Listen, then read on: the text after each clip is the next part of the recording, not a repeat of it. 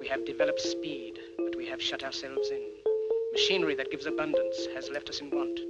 We think too much and feel too little. More than machinery, we need humanity. We know the air is unfit to breathe and our food is unfit to eat. As if that's the way it's supposed to be. We know things are bad, worse than bad. They're crazy. Silence! The great and powerful Oz knows why you have come.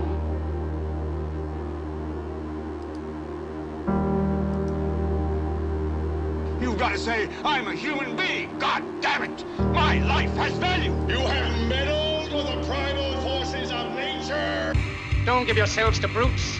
Men who despise you, enslave you, who regiment your lives, tell you what to do, what to think, or what to feel, who drill you, diet you, treat you like cattle, use you as cannon fodder. Don't give yourselves to these unnatural men with machine minds and machine hearts.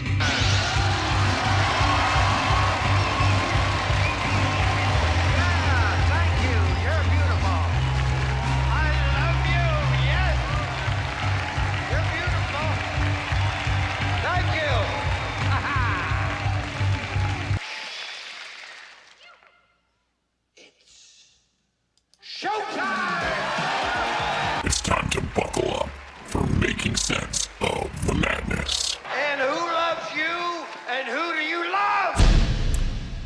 Hey everybody, Jason Bermas here, and today we're going to go through each and every executive action or order that was signed today by Donald Trump. We're going to talk about them.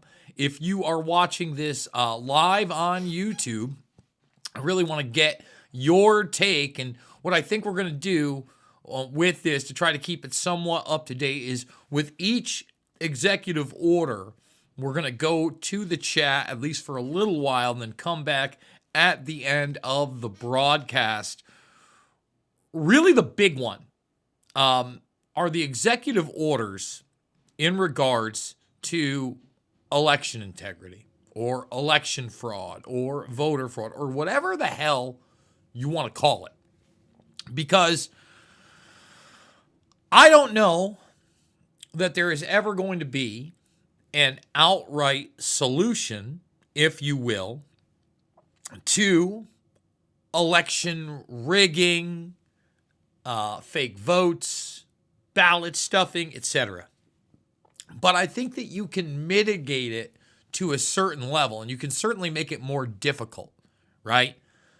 You know, I often talk about the fact that if you really look at the election of JFK, a lot of help from the Chicago Mafia and what appears to be ballot box stuffing, right? So are you ever going to get 100% free and fair elections? I don't know if that's the case. But what really bothered me so much about the fact that we haven't had any real effort to get those systems into place was the gaslighting of the media and then the establishment to flip the script totally on voting and voter fraud. What do I mean by that? Well, after the hanging Chads incident of 2000, this is how you can tell I'm a little bit of an old timer, the grays in the hair, okay? We had a system that started to come into place where we had these machines. Instead of punch cards, all right, for your vote, for a verification, you know, this paper physical thing, we started to move away from that, okay? Now, by moving away from that, you know, first it was just the counting, and then it became more and more digital, and then you had proprietary software, and in the very beginning of that system, within the first couple of election cycles, people really raised the alarm bells. And this was a time period where you were allowed to raise the alarm bells of legitimacy against the Bush administration as long as it never leaked into 9/11 and outright malice, right? You were allowed to talk about things like ineptitude. You were allowed to talk about things like greed. You were allowed to talk about things like, the dominance of the Middle East for their resources, etc., the manufacturing of consent to go in there. But you weren't allowed to get at those root core issues. Now, the same thing was kind of happening with the elections, right? But the media, every once in a while, would actually talk about that issue as a relevant issue on the peripheral. And so much so that when you had that first Carter-Baker commission, everybody talked about the mail-in ballots when it came to Carter-Baker. What they didn't talk about is that Jimmy Carter realized that the machines that were not being audited, that were counting these ballots, were a very, very, very large problem as well. Okay? Again, not highlighted by the media then, not highlighted by the media now, but still talking about it as an issue. And when I mean the shift in 2016, first of all, you also had Hacking Democracy from HBO. There's a lot of work being done where you thought maybe this issue was going to be at the forefront, and we were going to stop having companies basically count our votes and the inability to actually audit them for fraud. No. Okay. In 2016, in the very beginning when they started talking about election interference, right, and hacking the vote, right, because that was the very first terminology. Go back. When Trump won, they acted like they hacked the election. And then the narrative shifted that somehow influence campaigns on social media decided our elections. Now look, there is no doubt that actual, information and influence, makes people vote a certain way. But the idea that Russia went into social media with bots and influenced the election on behalf of Trump in some collusion campaign is the biggest bullshit that I still actually see repeated online. If you don't think that these misinformation, disinformation campaigns, the real ones that obfuscate the real issues, don't have lasting meaning, I'll tell you what, I was at my Quick Star today, just finished up my dinner. Love the Quick Star, able to get a nice steak there. The old man at the counter wearing the shovel mask, like the coned one that like comes in like your livestock. Still. Oh, I mean, guys, it was like 65 degrees out today. We're at the tail end of any kind of flu season. This guy's still scared for his life. All right, so these campaigns, they're the real deal.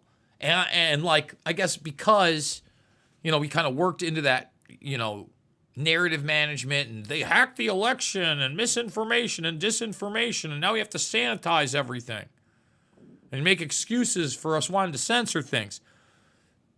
One of the other executive orders is on the declassification on all files Crossfire Hurricane. So there's going to be like a lot to go over here, bit by bit, to break down with you guys. I need you to thumbs it up. I need you to subscribe.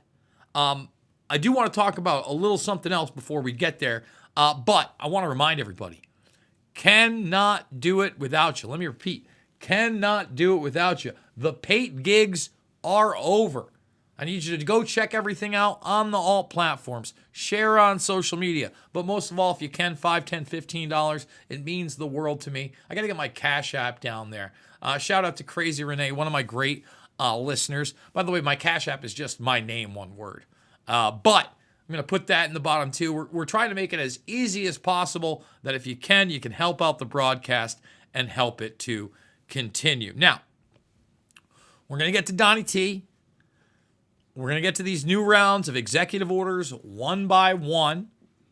We're going to be going to you if you're watching live on YouTube, if you're watching on Patriot.tv after the fact. Shout out to you guys. Here's the deal. I had a long conversation with my brother today. If you followed me, I've talked about these conversations in the past. And I think it's important because not only do different perspectives, whether I agree with them or not, ground me, but when they're with your family, I think they hold a certain different kind of meaning. At least they should. Hopefully, you are in relationships with your family that are that meaningful. And if you are not, I would encourage you to try to embrace or repair those relationships because they certainly are the ones I believe that matter most in life. Just saying. Passing information, empathy, so much of humanity comes through us in our relationships, not only with our siblings, right? Our extended family, but especially onto the youth, right?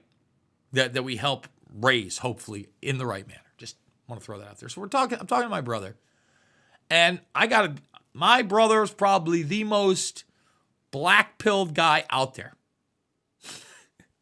I don't just like throw that term around, but I mean, my brother's pissed. He's like, my bills haven't gone down. Groceries aren't cheaper. Inflation hasn't gotten better. And look, I'll give him all that. And I'll say this, I do think that some good things are being done. My brother, zero. Just want to put that out there.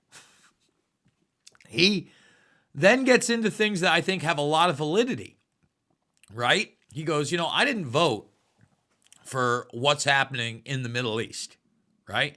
I certainly didn't vote for us to start deporting American citizens based on their beliefs. Something we've covered here. Can't agree with them more. I think it's extremely scary.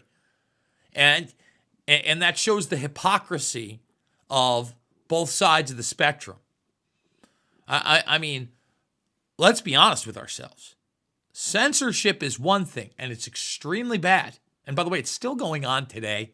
Let's stop the imagination land. If you are able to either marginalize accounts or, accelerate their growth and amplify their appearance, is that free speech? No. That's, again, curating a narrative. But outright censorship, that's horrible. And it's terrible.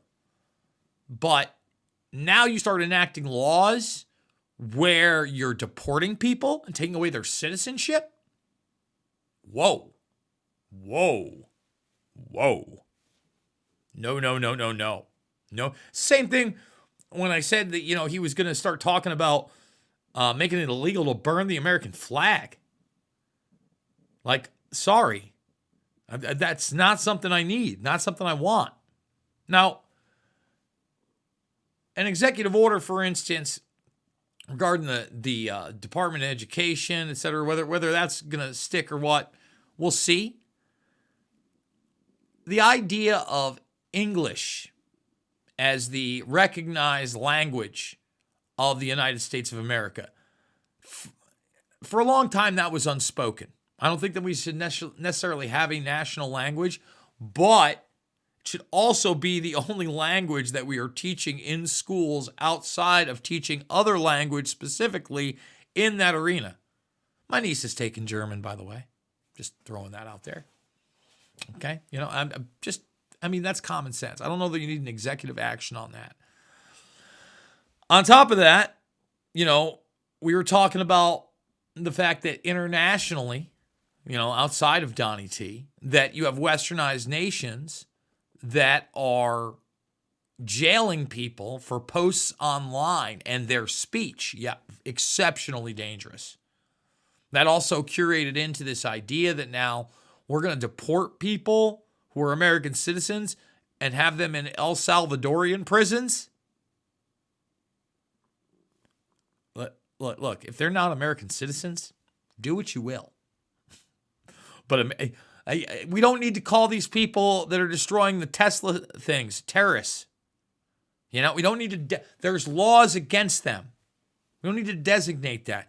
All those are negative things, in my opinion, and a lot of the things that, we were kind of discussing today, and these agendas that push forward.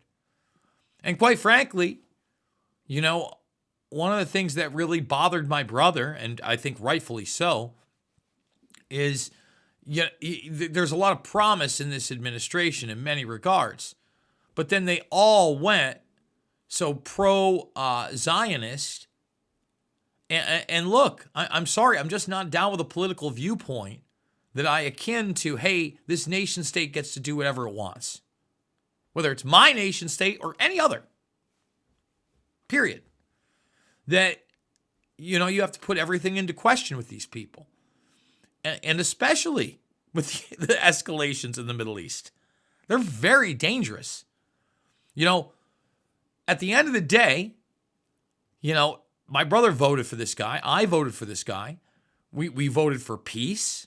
We hopefully voted for a better economy, which I get they're gutting the old system. But what does that mean for the current system and what will come after that? Is there a new system? Because another thing that these executive orders got into today were basically getting rid of paper checks and into digital arenas. And he's talking about getting rid of redundancy and modernizing things. But I'm somewhat skeptical on that as well. So I just wanted to kind of talk a little bit about that conversation that I had with my brother today. I think there are a lot of positive things. If I were to give this administration a rating, I was thinking about it today, as we were having the conversation and kind of after the conversation, after I got done walking the dog, getting the sunshine, getting the exercise, okay? And I encourage that with everybody as well. Like while we were talking today, he said something, and I was just like, yeah, well, it's sunny outside here. And he's like, it doesn't matter. And I'm like, it matters to me. I need that sunshine, I'd give him around an 80%. Okay.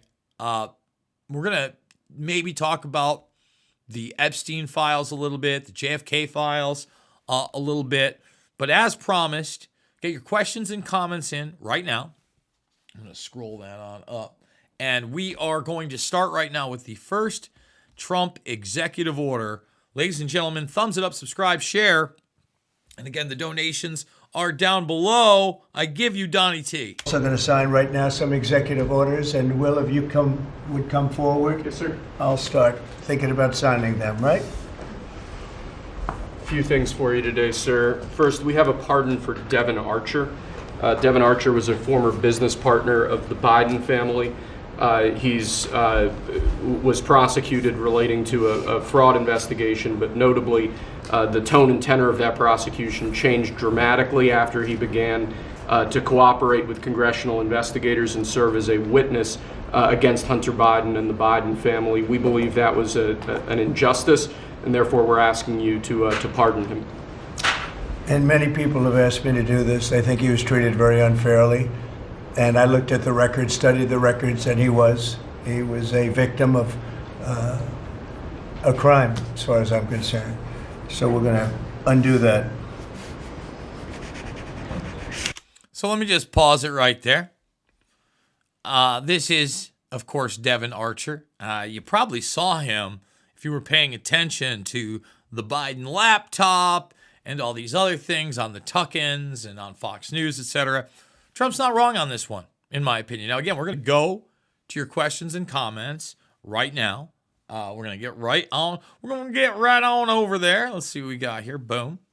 And your reminder, thumbs up, all that stuff. What do you think about Devin Archer? I mean, again, he's just one of these people, but it sends a chilling effect. And to me, I had this conversation recently with Anthony Schaefer regarding 9/11 when he talked about everybody on the commission covering up for somebody. We also talked about the idea of the whistleblowers that came forward and how they were immediately reprimanded within the FBI and that chilling effect, and how so many others would not come forward after the fact because of that. Excuse me, pardon me. All right. How we doing, Tony? Adam Clark, a.k.a. Ruckus. Always good to see you. PJ Wolf Weemers. Patsy, thank you so much. How we doing? Let's see. How and when did EOs become so popularly used willy-nilly? I'm a fan of the executive orders when they're good. I don't think that it's necessarily willy-nilly. Obviously, there's obstacles within the executive orders, but we've had so much bloat, and we've talked about these bureaucracies and NGOs for so long. So, like, you know, when I see I'm no Muskernuts fan. I hate the idea that it's called Doge. I'm wary about gutting this new system. You know, Derek Brose has a new piece that I just tweeted out as well on the growing technocracy that may come out of this.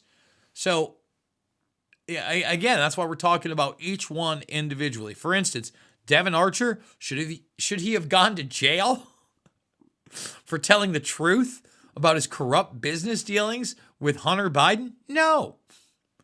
And does that send a chilling factor, just like it sends the person that, say, sold the Ashley Biden diary? Yeah, it sends a big chilling effect. Like, it doesn't matter this stuff is newsworthy or true. We will put you in jail. Just saying. So let's keep her moving down here. Whoop, that one jumped a big time. Here we go. And there has to be indictments and convictions of the top players, officials in government, media, and big tech in the narrative control, censorship, deplatforming, and gaslighting, i.e. lies. There has to be some kind of indictment and criminal accountability almost everywhere, right? Like, I mean, we can go down the line. Yeah, like, we've talked about, you know, the Crossfire Hurricane, and we will soon. We talked about JFK, RFK, MLK, Epstein, etc. 9/11 is the big daddy.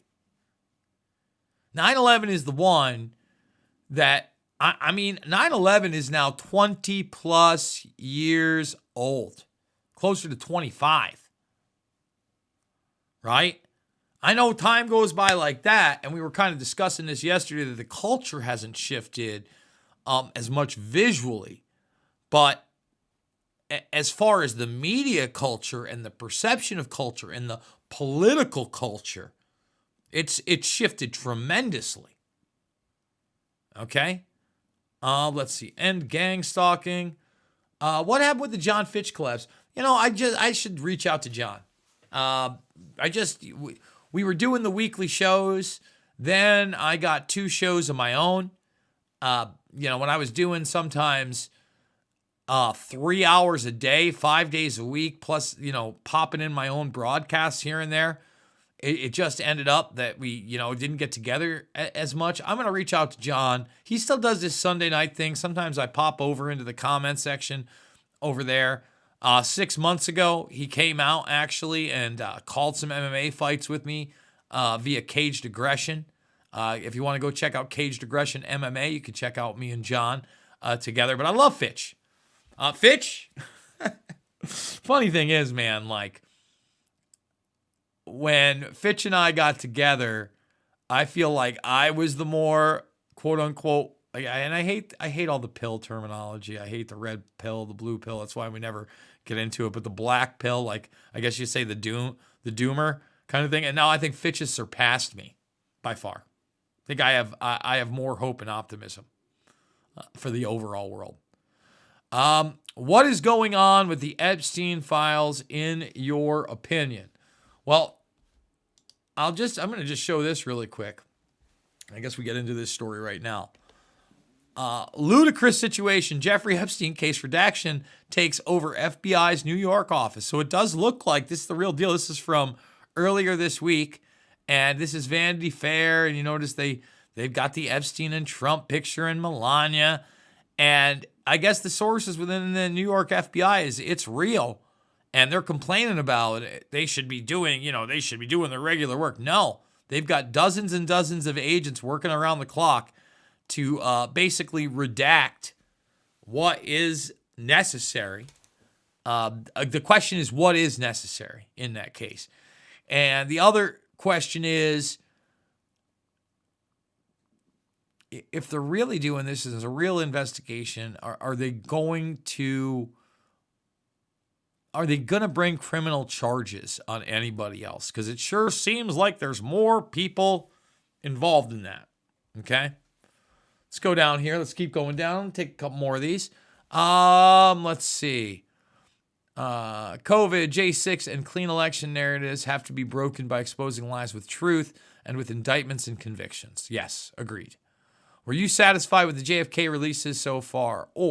So that's the other big story. So there's been a third one, okay, out there. And today on my X, I made the question, has anyone out there downloaded all the JFK files and actually converted a searchable text yet? Is there a link? As far as I've seen, no one's done that. Someone did take all of them and then put them into a zip file. I downloaded that. So now I'm going to have to take those PDF files, and these are all the new ones in 2025, convert them to readable text, and then I can start searching them, because the first person to answer me, I'm not sure if it's on there, but yeah, there it is. They chat with the JFKfiles.com. It was completely useless. It's completely useless. I don't know if it's some AI bot, but it's a pretty crappy one. And just, bleh. But listen, if anybody already has these things converted, I'd love to know. So it's hard for me to say, but there should be some more files coming out. That's the big question for me. All right, let's continue on with, I hit the thumb button. Sorry about that. Let's continue on with these questions. Let's see. What American citizens are getting deported from America? Well, I'll give you an example. So you have a South Korean student. Let's do it live. Let's do it live. She's a U.S. citizen. Korean student, U.S.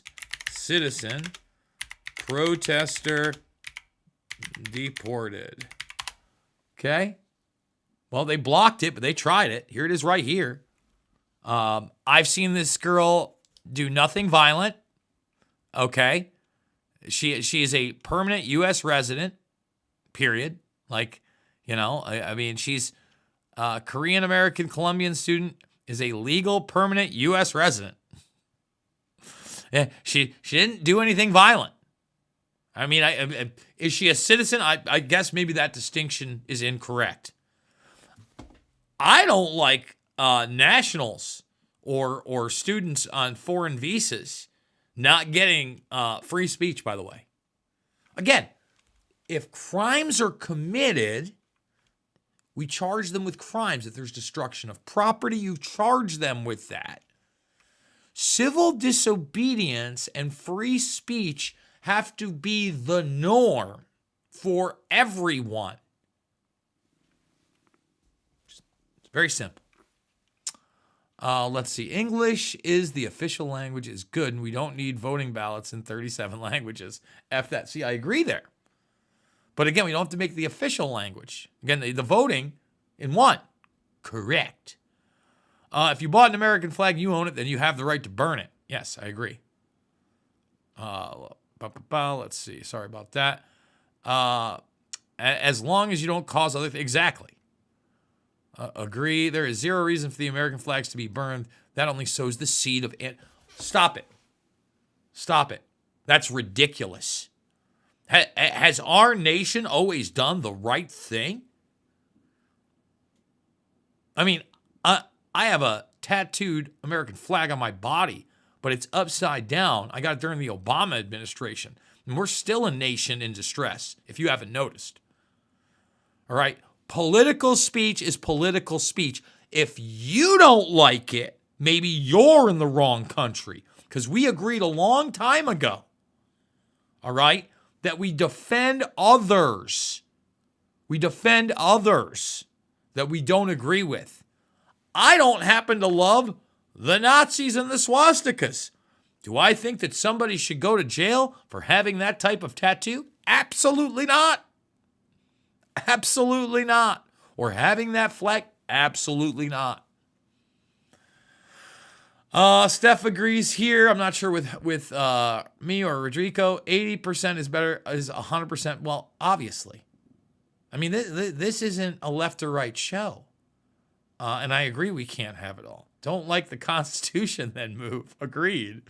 Trump is a globalist psy-op. Exonerate Assange, pardon Snowden. Agreed there too, Murray. That's another big issue, is that the precedent set with the Assange prosecution that went through not only the Obama administration, but the first Trump administration and the Biden administration is horrific. And then on top of that, despite the deal that was cut, it set a horrible legal precedence.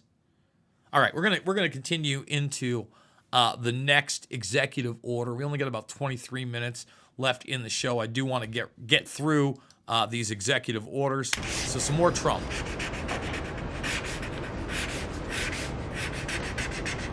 It's a powerful signing, Donnie T style. That's Devin Archer. Congratulations, Devin. Next, sir, we have a presidential memorandum for your attention. This memorandum requires the immediate declassification of all FBI files relating to the Crossfire Hurricane investigation. This was obviously one of the instances of the weaponization of law enforcement powers of prosecution against you and others. We believe that it's long past time for the American people to have a full and complete understanding of what exactly is in those files. Which gives the media the right to go in and check it. You probably won't bother because you're not going to like what you see. But this was total weaponization. It's a disgrace. Should never happen in this country. But now you'll be able to see for yourselves, all declassified. So let me stop it there. 1,000% agree with this. And, you know, if you've watched this show for a while, this goes right in line with Leslie Stahl on 60 Minutes going, no, this is 60 Minutes. They didn't spy on your campaign. There's no evidence they spied on your campaign. Oh, my goodness. I honestly, I can't wait to see what happens in this. But once again, they're going to declassify this stuff. Are there going to be criminal prosecutions? All right, let's continue. Let's get your thoughts on this one. The Crossfire Hurricane. We're going to jump right back into it. Are you talking about Mahmoud Khalid? Let's see. He's not a U.S. citizen. He's just a green card holder. I'm an anti-Zionist, but deporting him is within the legal bounds of the executive branch. Once again, that was not who I was referring to. But you watched that. But I don't agree with this person's deportation either. I've seen some things saying that he orchestrated something violent, but I haven't seen any evidence that anything was violent. Let's see. I agree Archer should be pardoned. Correct. Let's see. Half of you seen the latest have you seen the latest robotic advancements out of Boston Dynamics? The latest one is capable of crawling on all fours and crawling up rolls and spin kicks while holding a push-up position. I don't know. That would be, you know what? We'll see. Because we have the one with the spinning hand that looks like spaghetti on the floor, the spaghetti bot that gets up. Maybe if it's on Boston Dynamics and not DARPA's page, I guess I'll have to check it out. We were on DARPA's YouTube page yesterday, and unless it was published today on that YouTube page, I didn't see anything brand new in the realm of robotics or the Atlas robots, etc. Let's see. Muskernuts was my stage name back when I danced. Well, that is a hell of a stage name. Back then, I bet you it meant something big time different than what we talk about here. We talk about the Muskernuts. Opinion of Pam Bondi. Is she just a dud? I think just Pam Bondi, like a lot of people in these positions and administrations, they only know this stuff on the peripheral. Pam Bondi, she's one of these like career prosecutors / politicians. Obviously, when you look at the Epstein release and what she was talking about, she had no idea.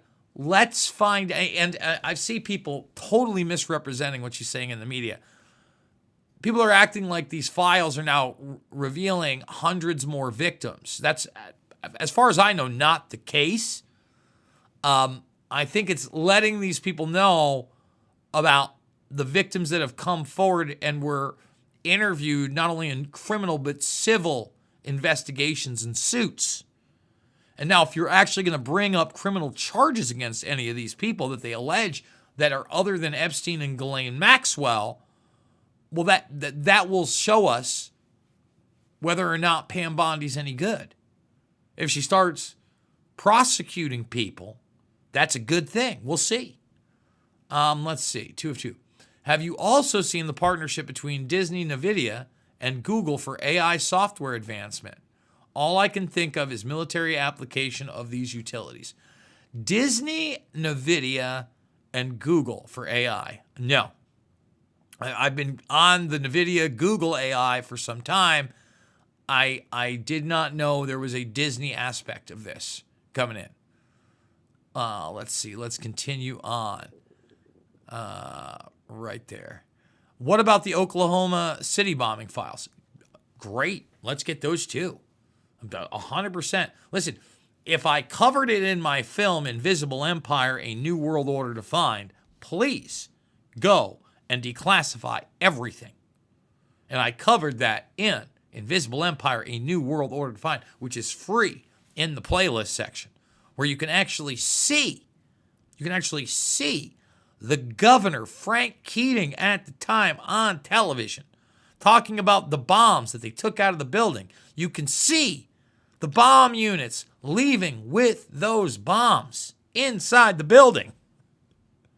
So yes, the 93 bombing, let's say all of it.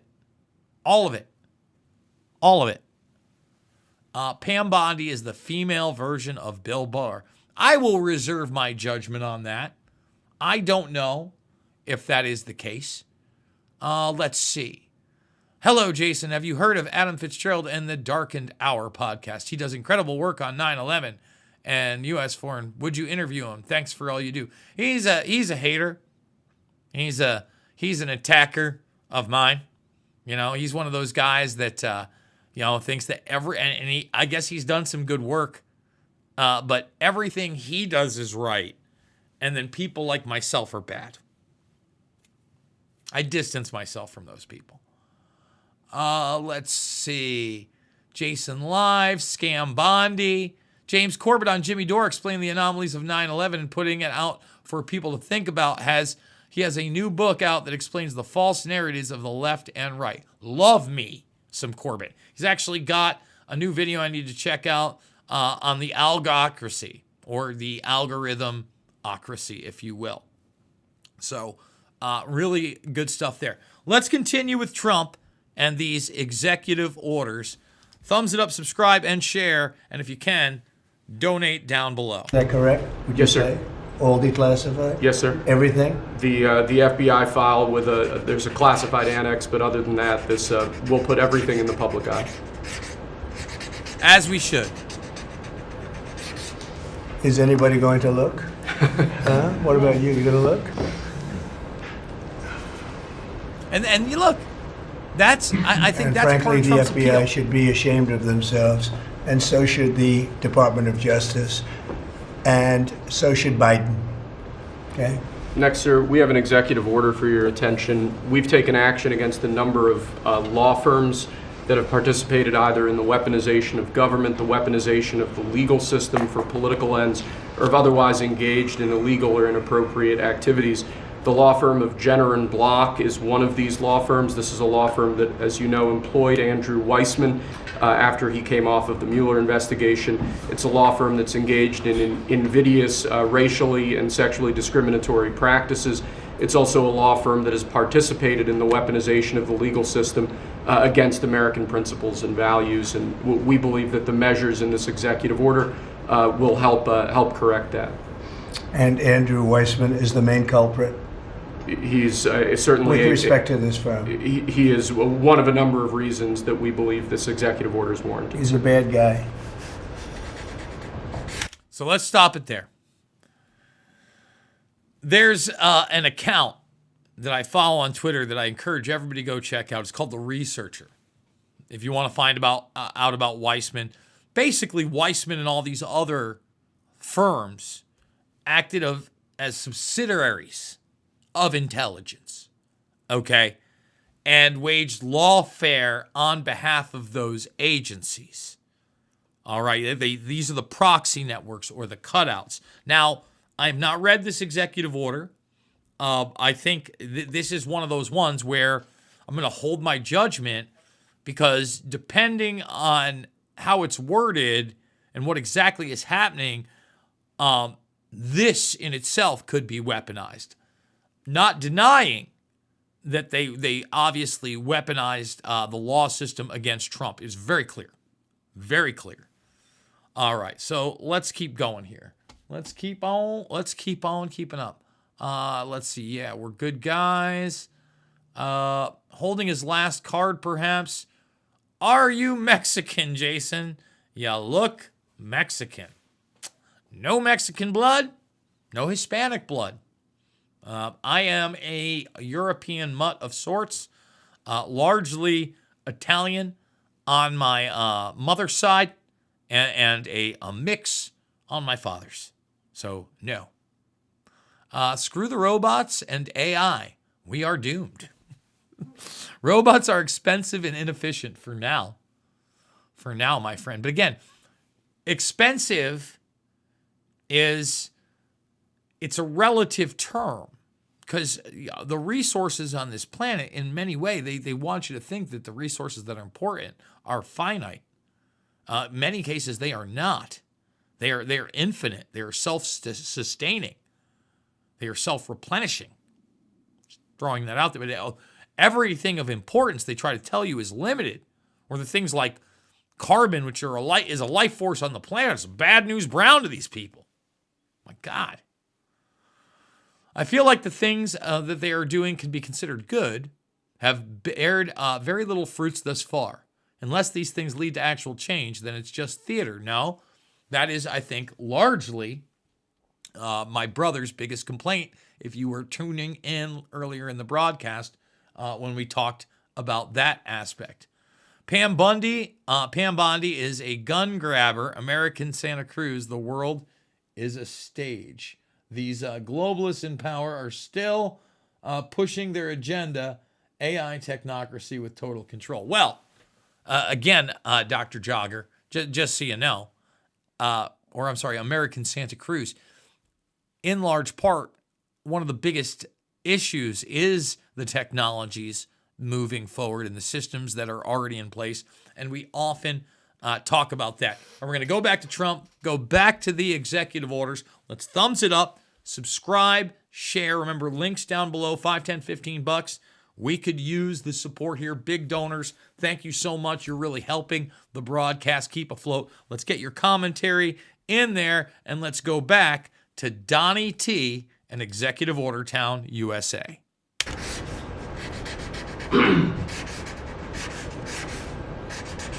There's that Trump signature. Okay. And it is nice to have a president that actually reads these things, by the way. Next, sir, we have an executive order for your attention relating actually to government payments. Historically, checks issued by the Treasury are, I believe, 14 times more likely to become the subject of fraud than electronic transfer payments. This is an executive order that's going to push the Treasury Department to modernize its payment system to ensure that where possible they're using electronic methods of payment as opposed to paper checks in order to reduce waste, fraud, and abuse in the government, which is obviously an endeavor that we've been pursuing in numerous aspects of government under your leadership.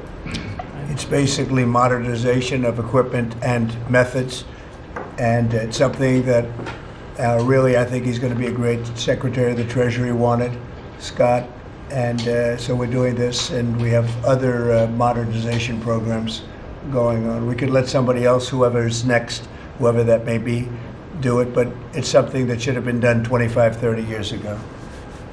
So once again, I'm a little skeptical on this one and what modernization actually means, and if in fact, this will increase or decrease any type of fraud. Just putting that out there. Along similar lines, sir, this is an executive order. We're calling it Protecting America's Bank Account. The basic idea here is that instead of having lots of different departments and agencies and offices issuing payment, often without justification, often without any provided rationale, we're going to be centraling payment processes where possible in the Department of the Treasury and ensuring that measures are taken in Treasury against waste, fraud, and abuse to ensure that money that's leaving the public treasury is as protected as it possibly can be. All right, good. I don't necessarily see any problem with that, but once again, I'd have to read it. That does seem like a logical oversight tool. Many of these things should have taken place decades ago or longer. Lastly, sir, we have an executive order for your attention on the very important subject of election integrity. We believe that this executive order is the farthest reaching executive action taken in the history of the Republic to secure our elections. Among numerous other aspects of this executive order, this is going to cut down on illegal immigrants on the voter rolls, ensure that the Department of Homeland Security and the data that they have available is being fully weaponized to ensure that illegal immigrants aren't voting. This will include a citizenship question on the federal voting form for the first time. This executive order instructs the EAC to cut federal funding to states that don't take reasonable steps to secure their election. This calls on the Department of Justice to vigorously prosecute election crimes, particularly in states that we don't believe are in compliance with federal law around election integrity. I could go on and on for a while, sir, but the compliance with National Election Day rules, cracking down and investigating and prosecuting foreign interference in our elections, revoking President Biden's Executive Order 14019, which essentially weaponized government to corrupt and pollute our election process. There's a lot in here, but we believe that these are very important steps that we need to be taking as an administration at your direction to ensure that our elections are as secure as they possibly can be. Okay, you all understand that? Yes? Election fraud, you've heard the term. Will end it, hopefully. At least this will go a long way toward ending it. There are other steps that we will be taking in the coming weeks, and we think we'll be able to end up getting fair elections. Perhaps some people think I shouldn't be complaining because we won in a landslide, but we got to straighten out our election. This country is so sick because of the election, the fake elections and the bad elections, and we're going to straighten it out one way or the other.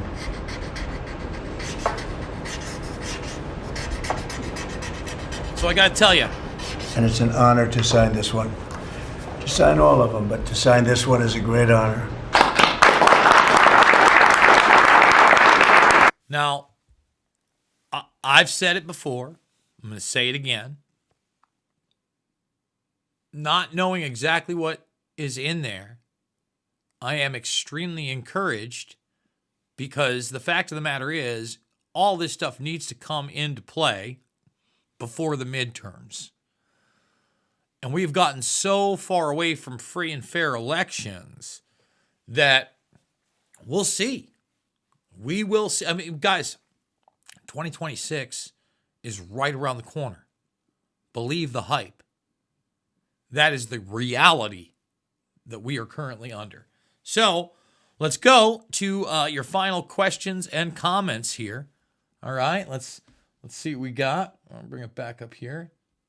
What do we got? Boom. Robots are expensive. We did that one. We did the stage world. Exactly. Great job as always. Thank you, Gina. I'm sorry. I rewound a bit, so I'm a bit behind. But I want to say that I thought all the JFK files were on the government site. Apparently, there's one more dump coming. It's over 80,000 pages. We've got about 77,000 pages right now.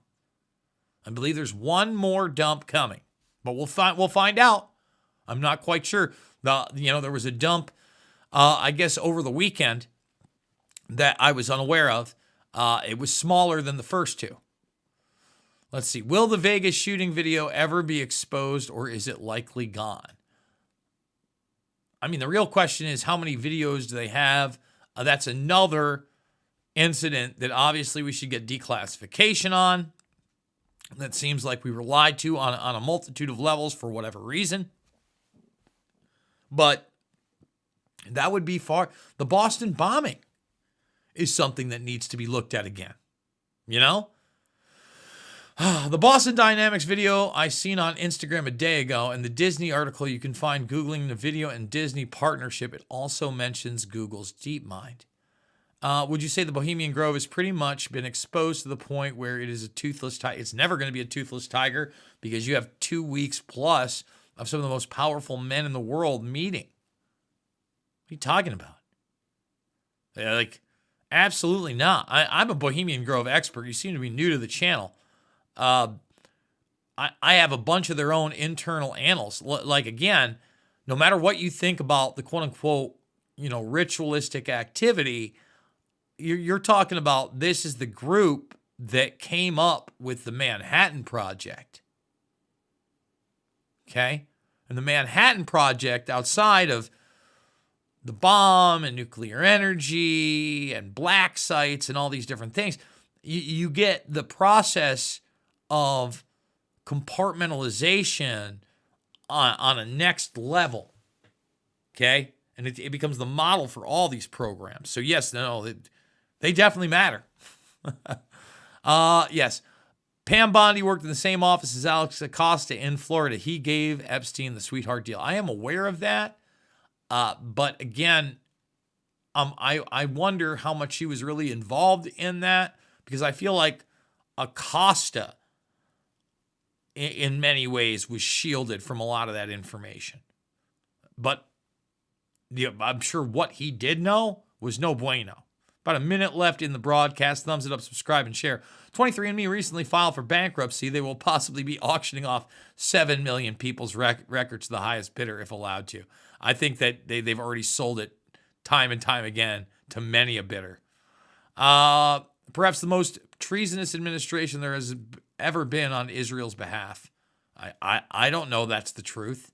Listen, we need to stop fantasizing. Israel is going to do what Israel is going to do. They would have done the same thing under this other administration, only they wouldn't have outwardly supported it. I promise you that.